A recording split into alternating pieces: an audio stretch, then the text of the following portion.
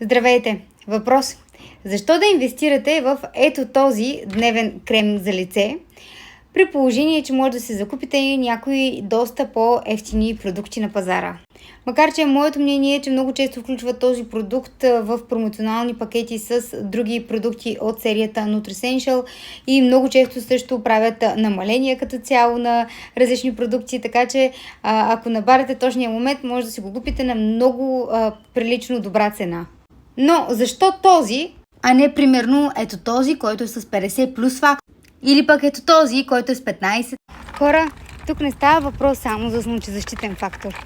Този крем не отежнява, не омазнява, хидратира и омекотява в дълбочина. Не само е подходящ за всеки тип кожа, не само се справя добре с фините линии и бръчки, но и действа като щит срещу ежедневната мръсотия, синята светлина, инфрачервената светлина, ултравиолетовите лъчи, оксидативният стрес.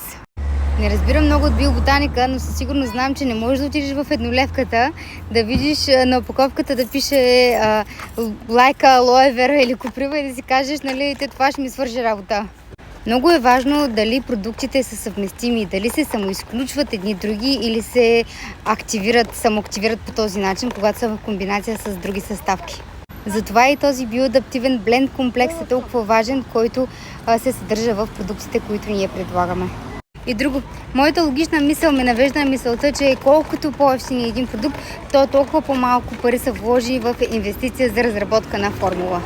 Фактори много, индустрията е огромна, а борбата в нея е ожесточена. Затова пък всички разполагаме с интернет, можем да четем, може да си извадим съставките, които се съдържат в продуктите и да си ги проверим в чичко Google.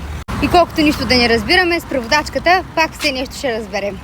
И не казвам, че всички евтини продукти не струват и всички скъпи продукти, нали, са уникална работа. И не казвам, че нашият крем, видиш ли, е най-добрият в света. Със сигурност има и други добри кремове, но не мисля, че нашият по нещо отстъпва на другите. Така че внимателно подбирайте бялата си козметика и като цяло всички продукти, които използвате. За да не се чудите после, защо имате пигментации,